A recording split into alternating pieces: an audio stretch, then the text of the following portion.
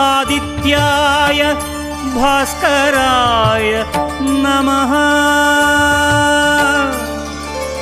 ॐ सूर्याय नमः आदित्याय नमः दिनकर कोटि प्रभाकर ॐ सूर्याय नमः। ॐ सूर्याय नमः आदित्याय नमः दिनकर कोटि प्रभाकर ॐ सूर्याय नमः।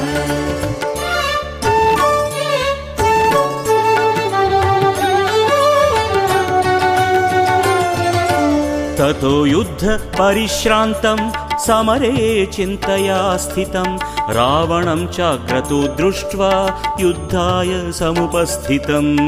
ॐ सूर्याय नमः ॐ सूर्याय नमः।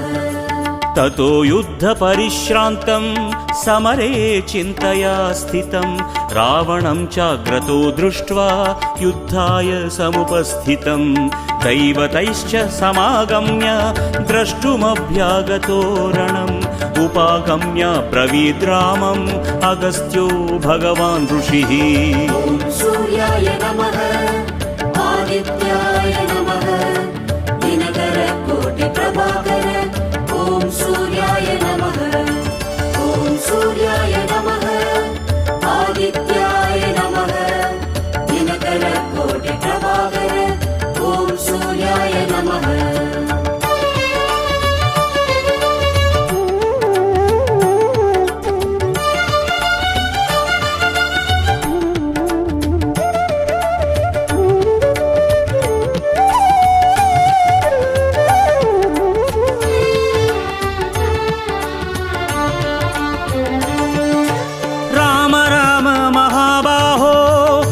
गुह्यं सनातनं येन सर्वान् नरीन् वत्स समरे विजयिष्यसि। आदित्य हृदयं पुण्यं सर्वशत्रु विनाशनं जयावहं जपे नित्यम् अक्षय्यं परमं शिवम्। ॐ सूर्याय नमः आदित्याय नमः दिनकर कोटि प्रभाकर ॐ सूर्याय नमः। ॐ सूर्याय नमः आदित्याय नमः दिनकर कोटि प्रभाकर ॐ सूर्याय नमः।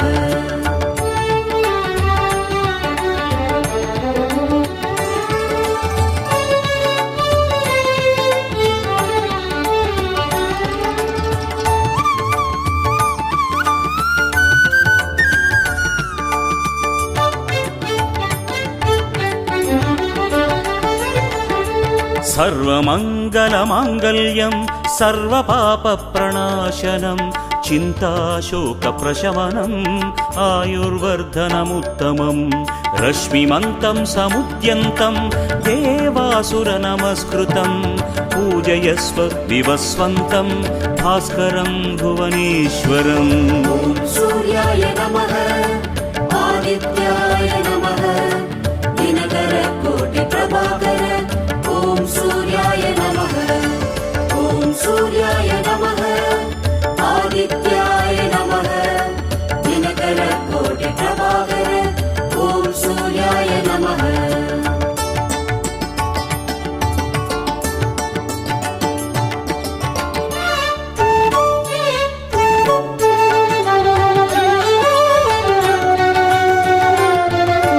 सर्वदेवात्मकोऽखेशः तेजस्वी रश्मिभावनः एष देवासुरगणान् लोकान् पाति गभस्तिभिः। एष ब्रह्मा च विष्णुश्च शिवस्कन्दः प्रजापतिः महेन्द्रो धनदः कालो यमः सोमो ह्यपाम्पतिः।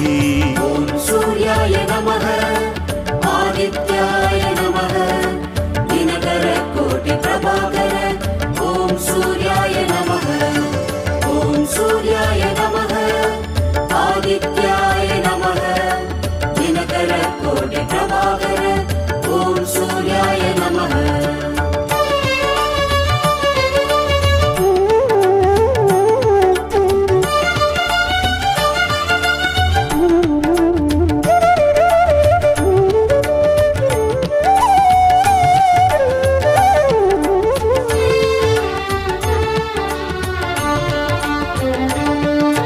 पितरो वसवः साध्याः यस्विनौ मरुतो मनुः वायुर्वह्निर्प्रजाप्राणः ऋतुकर्ता प्रभाकरः आदित्यः सविता सूर्यः खगः पूषा गभस्तिमान् सुवर्णसदृशो भानुर्हिरण्यरेता दिवाकरः ॐ सूर्याय नमः आदित्याय नमः दिनकरकोटिप्रभाकर ॐ सूर्याय नमः ॐ सूर्याय नमः आदित्याय नमः दिनकरकोटिप्रभाकर ॐ सूर्याय नमः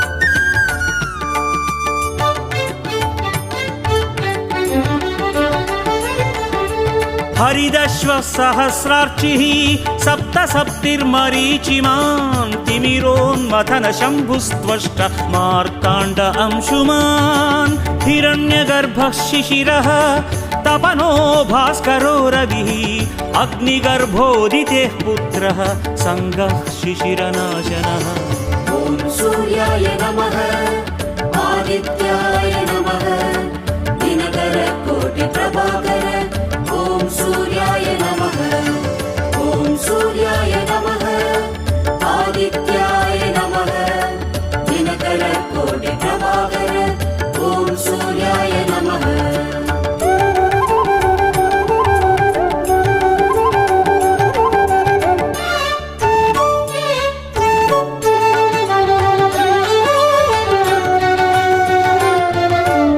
व्योमनाथस्तमो भेदी ऋग्यजुस्सामपारकः घनवृष्टिरपां मित्रो विन्ध्यवीधिप्रवङ्गमः आतपीमण्डली मृत्युर्पिङ्गळः सर्वतापनः कविर्विश्वो महातेजा रक्तः सर्वभवोद्भवः ॐ सूर्याय नमः आदित्याय नमः दिनकरकोटिप्रभाकर ॐ सूर्याय नमः ॐ सूर्याय नमः आदित्याय नमः दिनकरकोटिप्रभाकर ॐ सूर्याय नमः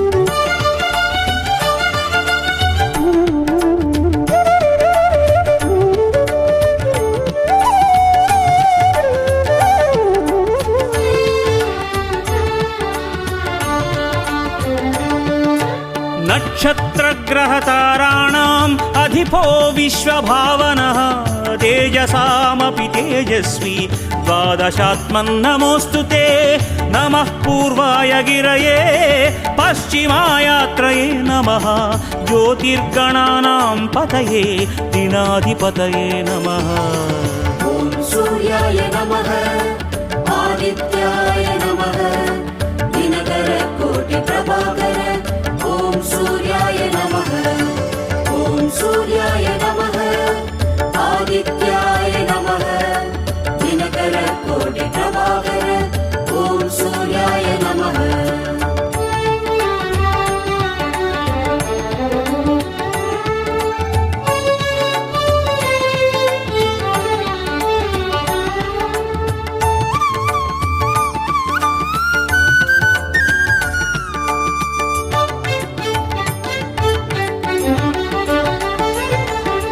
जयाय जयभद्राय हर्यक्षाय नमो नमः नमो नमः सहस्रांशो आदित्याय नमो नमः नम उग्राय वीराय सारंगाय नमो नमः नमः पद्मप्रबोधाय मार्ताण्डाय नमो नमः ॐ सूर्याय नमः आदित्याय नमः दिनकरकोटिप्रभाकर ॐ सूर्याय नमः ॐ सूर्याय नमः आदित्याय नमः दिनकरकोटिप्रभाकर ॐ सूर्याय नमः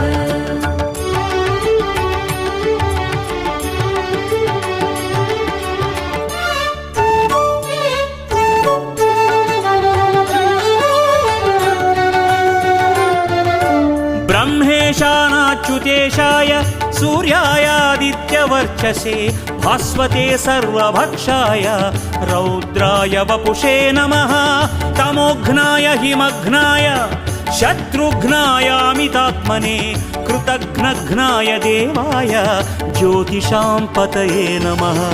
ॐ सूर्याय नमः आदित्याय नमः दिनकरकोटिप्रभाकर ॐ सूर्याय नमः ॐ सूर्याय नमः आदित्याय नमः दिनकरकोटिप्रभाकर ॐ सूर्याय नमः।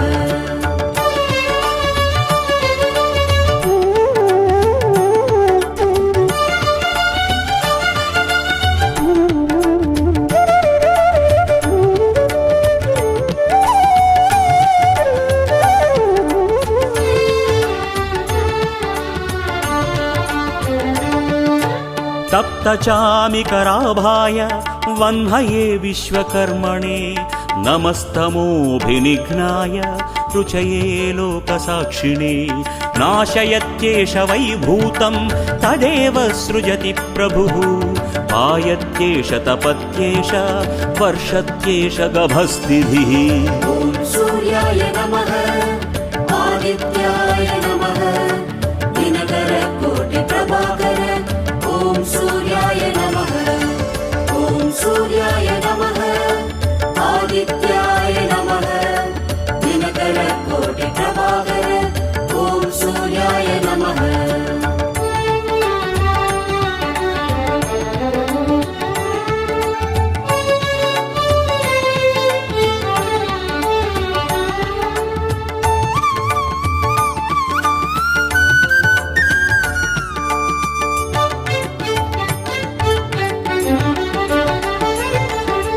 येष सुप्तेषु जागर्ति भूतेषु परिनिष्ठितः येष एवाग्निहोत्रं च फलं चैवाग्निहोत्रिणां वेदाश्चक्रतवश्चैव क्रतूनां फलमेव च यानि कृत्यानि लोकेषु सर्व एष रविः प्रभुः।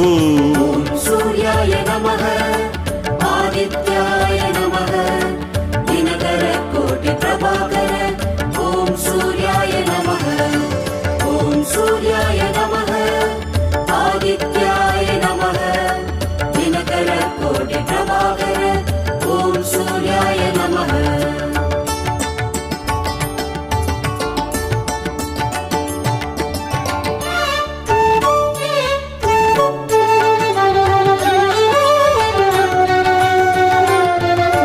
येन मापत्सु कृच्छ्रेषु कान्तारेषु भयेषु च कीर्तयन् पुरुषः कश्चिन्नावसिदति राघव पूज्यस्वैनमेकाग्रो देवदेवं जगत्पतिम् एतत्त्रिगुणितं जत्वा युद्धेषु विजयिष्वसि। ॐ सूर्याय नमः आदित्याय नमः दिनकरकोटिप्रभाकर ॐ सूर्याय नमः ॐ सूर्याय नमः आदित्याय नमः दिनकरकोटिप्रभाकर ॐ सूर्याय नमः।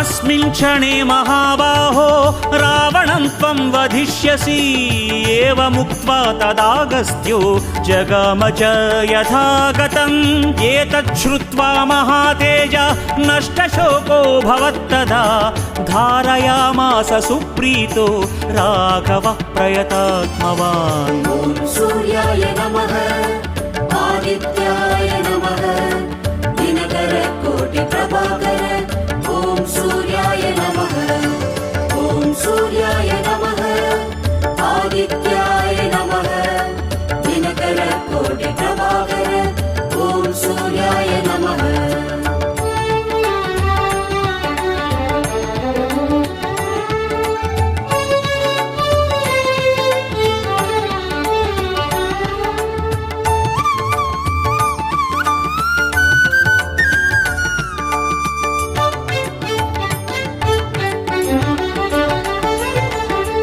आदित्यं प्रेक्ष्य जप्त्वा तु परं हर्षम् अवाप्तवान् त्रिराचम्य शुचिर्भूत्वा धनुरादाय वीर्यवान् रावणं प्रेक्ष्य हृष्टात्मा युद्धाय समुपागमत् सर्वयत्नेन महतावधे तस्य धृतोऽभवत् ॐ सूर्याय नमः आदित्याय नमः दिनकरकोटिप्रभाकर ॐ सूर्याय नमः ॐ सूर्याय नमः आदित्याय नमः दिनकरकोटिप्रभाकर ॐ सूर्याय नमः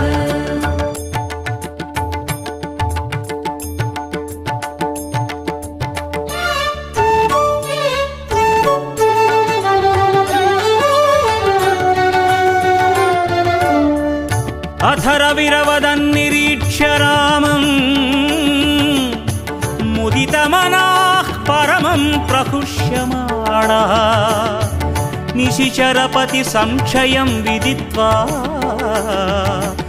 सुरगणमज्जगतो वचस्त्वरेति ॐ सूर्याय नमः आदित्याय नमः दिनकरकोटिप्रभाकर ॐ सूर्याय नमः ॐ सूर्याय नमः आदित्याय नमः दिनकरकोटिप्रभाकर ॐ सूर्याय नमः ॐ सूर्याय